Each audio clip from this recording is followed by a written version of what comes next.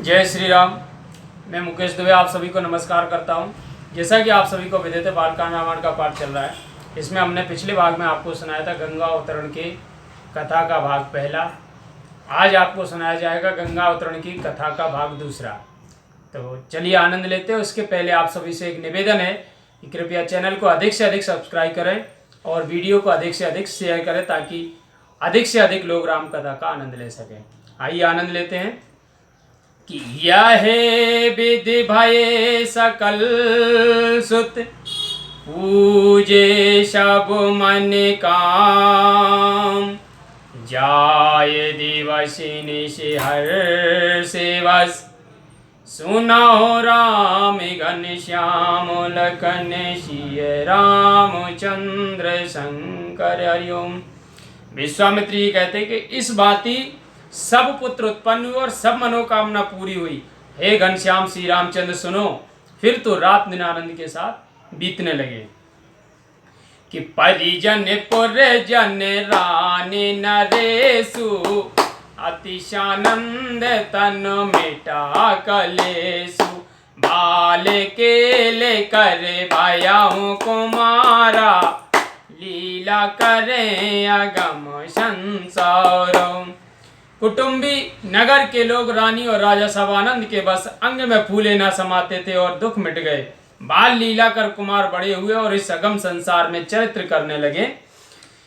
कि हो ही सुकाज सकल मन चीते यह सुख बसत बहुत दिन बीते सरियो नदी अवध जो आई विमल सललोतर दिस वही। सब मनोभिलषित सुंदर काम होने लगे और इसी सुख में रहते रहते बहुत दिन बीत गए। सरयू नदी अयोध्यापुरी में उसके उत्तर दिशा की ओर बहती और उसमें निर्मल जल भरा है। कि प्रजा लोग के बालक नाना नित्य उठता कर रहे स्नाना अस मंजस तय तरनी आनी तीन चढ़ाए बोर गए पानी। वहां प्रजा लोगों के बहुत से बालक नित्य उठकर स्नान करते थे। वहां असमंजस नौका ले आया और उन बालकों का हाथ पकड़कर उस पर चढ़ा पानी में डुबो दिया। कि भाई प्रजा सब परम दुखारी बालक बदलक सुनाओ खरारी सकल गए जाए बैठन पाला बोले बचन नाय पद वालो। हे श्री रामचंद्र जी सुनो। बालकों का मरना सुनकर सब प्रजा के लोग दुखी हुए। वे सब वहां गए जहां राजा बैठे थे और उनके चरणों में मस्तक नवाकर यह वचन बोले कि तजब देश बर सुना हो नरेशु बिना तजे नहीं मिटाए कलेशु तो मैंने पे चाहूं प्रजा प्रतिपाला सुत तुम्हारे भाई सब करे काला। हे राजा सुनो। यह अच्छा है कि हम देश छोड़ दें क्योंकि बिना छोड़े दुख दूर नहीं होगा। हे राजन आप तो प्रजा का पालन किया चाहते हैं परंतु आपका पुत्र सबका काल हुआ है।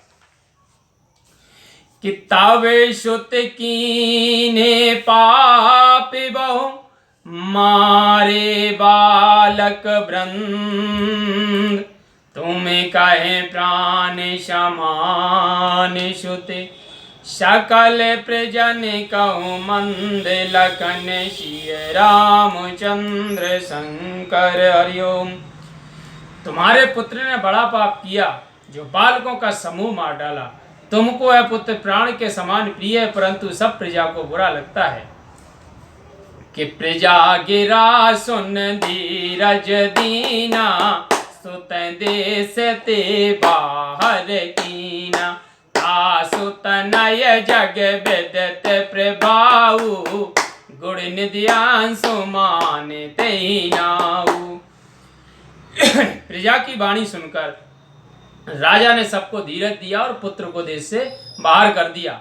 उसका पुत्र अंशुमान गुणों का सागर हुआ जिसका प्रभाव संसार में उजागर है। कि बसत हृदय नृप के सो कैसे पन मन मीन सलल रह जैसे गए प्रजा सब निज निज धामा, भाई बेसोच मन ही बेसामा। वह राजा के हृदय में ऐसे बसा था जैसे सर्प के पास मणि और जल में मछली रहती है। सब प्रजा लोग अपने अपने घर को गए और चिंता रहे तो मन में विश्राम पाया। कि बहुरे नृपत मन कीन बेचारा, आए गया वो पन चौथे हमारा। भेजे मंत्रन गुर सुतन बोलाए, हिम गिर बेंद मद तब आए। फिर राजा ने मन में विचार किया कि हमारा चौथापन अर्थात बुढ़ापा आ गया। ब्राह्मण मंत्री गुरु और पुत्रों को बुलाया और वे हिमांचल और विंध्याचल के बीच में आए। कि रुचिर वेदिका एक बनाई, देखत बने बरन नहीं जाई। मखिया राम बेछाण्यो शब तोरेगा, बेगे बांत देखिए जमे ओरेगा। उन्होंने एक सुंदर वेदी बनाई जो देखते ही में बनती थी, वर्णन नहीं की जाती। तब यज्ञ का आरंभ कर घोड़ा छोड़ा। वह ऐसा शीघ्र चलने वाला था जैसे सर्प दिखते हैं। कि सूर्यपति सुने मखेदारुन, मने माहे करे अनुमान। आए तो रंगे तेन लीने, मरम न काहू जाने लखन सिय रामचंद्र शंकर हरिओम। तब इंद्र ने उस कठिन यज्ञ का आरंभ सुनकर मन में विचार किया और आकर राजा के यज्ञ का घोड़ा चुरा लिया। यह वेद किसी ने नहीं जाना। कि राख्यो आने का पल मन पाही, को न जाने काहू गति नाही। जोगेवत रहे जो शोभट शयाने, लेते तो रंग नहीं तिनहु जाने। फिर उसे लाकर कपिल मुनि के पास रखा जिसे किसी ने नहीं जाना और ना किसी के वहां पहुंचती। जो चतुर योद्धा रखवाले थे उन्होंने भी घोड़ा लेते न जाना। कि तिन सब आए कहा नृप पाही, महाराज हम चाहते डराही। लीन तो रंग यह जाने न कोई, कहा करिए जो आय सोई। उन सब ने आकर राजा से कहा, हे राजन, हम कहने में डरते हैं। घोड़ा किसी ने हर लिया और इसे कोई नहीं जानता। अब क्या करना चाहिए, जो आज्ञा हो सो करें। कि सुनते बचन नृप विस्मय पायो, सकल सुतन कहे तुरत बुलायो। जाय तो रग तुम हेराओ भाई, सकल चले चरणन शरनाई। यह बात सुनते ही राजा को दुख हुआ और शीघ्र ही सब पुत्रों को बुलाया और कहा, हे भाई, तुम जाकर घोड़ा को खोजो। यह सुनकर सब चरणों में सिर नवाकर चले। कि सूर्यपति सम देखिए बलवीरा, सकल धनुर्धर अति रणधीरा। विनय चलत धरनी अकुलाई, बलि पशु जीव भये अब आई। वे सब धनुष के धारण करने वाले युद्ध में धैर्यशाली और बल में इंद्र के समान वीर दिखलाई देते थे। उनके चलने से पृथ्वी व्याकुल हुई और सब जीव बलि पशु के समान भयभीत होने लगे। कि सुमनि बाटिका कूपे बने बागा, सरित कूपे बाटिका तड़ागा। नगर गाँव मुनि आश्रम आना, गिरि कानन कंदर स्थान। फूल, बगीचे, वन, बाग, नदी, कुएं, बावली, तालाब, नगर, ग्राम एवं बहुत से मुनीश्वरों के धाम, पर्वत और गुफाओं में जाकर ढूंढा। कि रामैया है विदेशो देवो जाय, आए सब मिल वो पे पाए। राम चरणन माताए नाय, बोले प्रभु कहे आश्वनाई। इस भांति जाकर पता लगाया और तब सब मिलकर राजा के पास आए और राजा के चरणों में माथा नवाकर बोले, हे स्वामी, घोड़ा कहीं नहीं मिला। कि खोदऊ मही सुत फिर पठाए, चले सकल पूरब दिश आए। इनके कर जन वज्र समाना, योजन भर खोदहि बलवाना। फिर पुत्रों को भेजा कि धरती खोदो। वे सब चले चले पूर्व दिशा में आए। उनके हाथ मानो वज्र के समान थे और वे ऐसे बली थे कि 4 कोस तक पृथ्वी को नित्य खोदते थे। कि देखे अतुल बल बेबोध डराने, करियै कहा सकल सकुचाने। सोधत महे पताल सब आए, दिग्गज देख सबन सिर नाए। इस अतुल बल को देखकर देवता डरे और तब सब सकुचा कर विचारने लगे कि अब क्या करेंगे। पृथ्वी को ढूंढते हुए सब पताल में आए और वहां के दिशा के हाथी को देखकर सबने सिर नवाया। कि तिन पूछा सब कथा सुनाया, बहुर सकल दक्षिण दिश आया।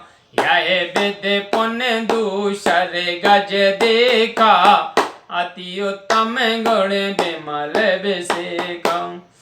उसने पूछा तो सब कथा सुनाई और फिर सब दक्षिण दिशा को आए। फिर इसी भांति दूसरा हाथी दिखा जिसमें बहुत अच्छे निर्मल गुण थे। कि ताहू कहे प्रणाम पुण्य कीना, चले खनत पक्षम चित दीना। ईसर देख प्रदक्षिण कीना, पुण्य उत्तर दिश शोधन लीना। फिर उसको भी प्रणाम किया और खोदते हुए पश्चिम दिशा में मन को लगाकर चले। तीसरे हाथी को देखकर परिक्रमा की और फिर उत्तर दिशा में ढूंढने चले। कि दिग्गज श्वेत देख सुख पाए, सकल कपिल मुनि पहे चले आए। खोदत महे को पार न पावा, सोए बचाओ दिस जलधि सुहावा। उस दिशा में श्वेत हाथी को देख सुख पाए और पृथ्वी को खोदते हुए सब कपिल मुनि के पास चले। खुदी हुई पृथ्वी का किसी को अंत न मिला, वह मानो चारों दिशाओं में सुहावना समुद्र हो गया। कि देखन आए तुरंग सबे, बांधा मुनिवर पास।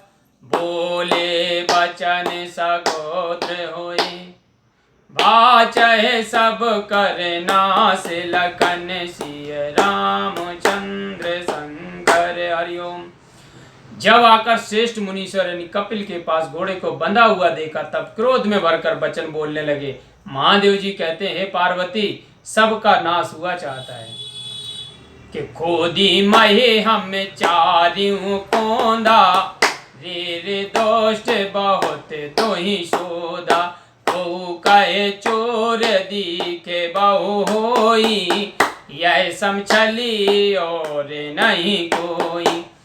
रे दुष्ट, हमने पृथ्वी के चारों कोने खोद डाले और तुझे बहुत ढूंढा। किसी ने कहा यह बड़ा चोर दिखाई देता है, इसके बराबर छलिया दूसरा कोई नहीं है।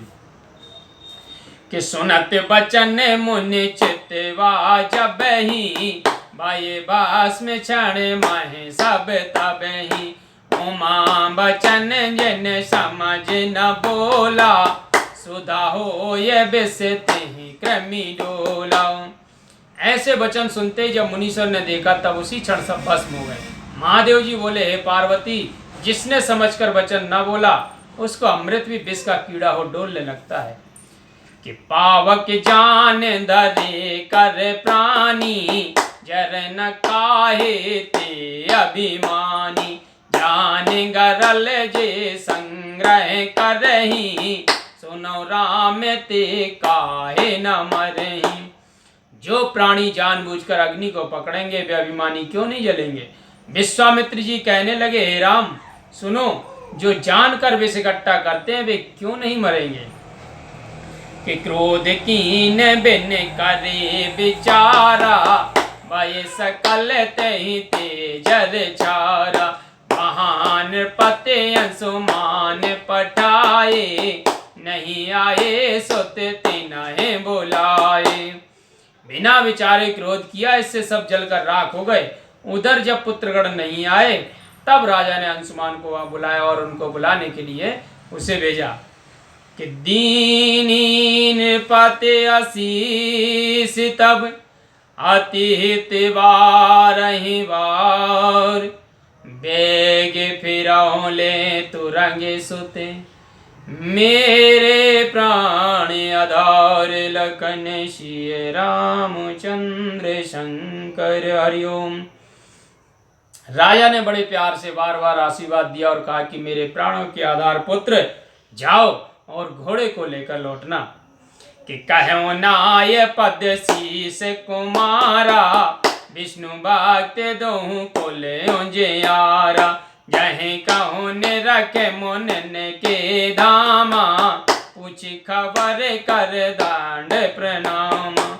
कुमार अंशुमान चरणों को सिर नवाकर चला, जो विष्णु का भक्त और दोनों कुलों में उजाला करने वाला था। जहाँ कई मुनीश्वर के स्थान देखता, वहां दंडवत प्रणाम कर पूछता कि चले मुन ने सन पाए आशीषा, खोजो पे हूँ जाओ महिषा, यही विधि खोजत मग मह जाता, मिलो गरुड़ सुमति कर रातो। मुनियों से आशीर्वाद पाकर चला कि हे राजन, जाकर खोज करो, घोड़े को पाओगे। इस प्रकार मार्ग में ढूंढते हुए चले तो सुमति के भाई गरुड़ मिले। कि चरण परत तबे आशीष दयाऊ, जरि सकल जय विद सो कहू, सुनता है बचन सोचे भाभारी, लेखगे से देखूं तलवारी। तब चरण छूते ही आशीष दी और जिस बाती सब पुत्र जले थे सो कथा कही। वचन सुनते ही बड़ा सोच हुआ। तब गरुड़ जी ने ले जाकर जले हुए लोगों का स्थान दिखलाया। कि अंशुमान तहे मां जनकीना, क्रम क्रम सबाहे तिलांजल दीना, बाहोरी गरुड़ बोले सुनता ता, मैं तो कहूँ सुनो एक बात।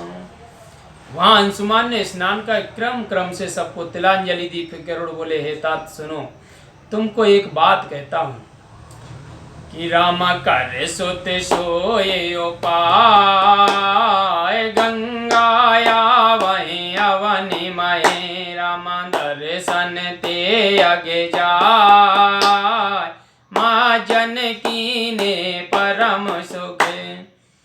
हे पुत्र, अब वही उपाय करो जिससे गंगा जी पृथ्वी पर आए। उनके दर्शन से सबके पाप दूर हो जाएंगे और उनमें स्नान करने से परम सुख प्राप्त होगा।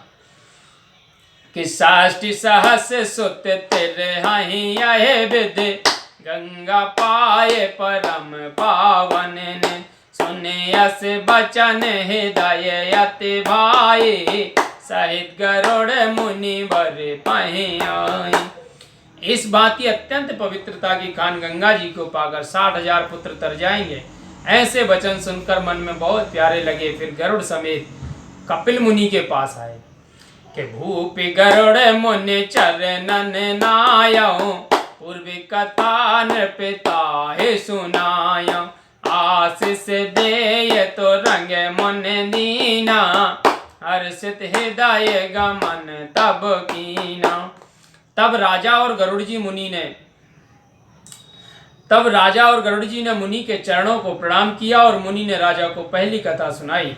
मुनीश्वर ने आशीर्वाद देकर राजा को घोड़ा दिया। तब राजा मन में प्रसन्न हो चले। कि नगर समीप गरुड़ पहुँचाई, गयो भवन तब निज रघुराई, वहाँ तो रंग ले नृप सरनाई, षष्ठी सहस सुत मरण सुनाई।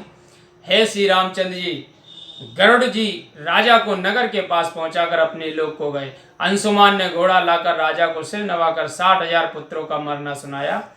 कि विस्मय हास विबसन पे भयऊ, की न जागे दान बहु दयऊ, बहु विदिन पति राज तब कीना, प्रजा लोक कहे अति सुख दीना।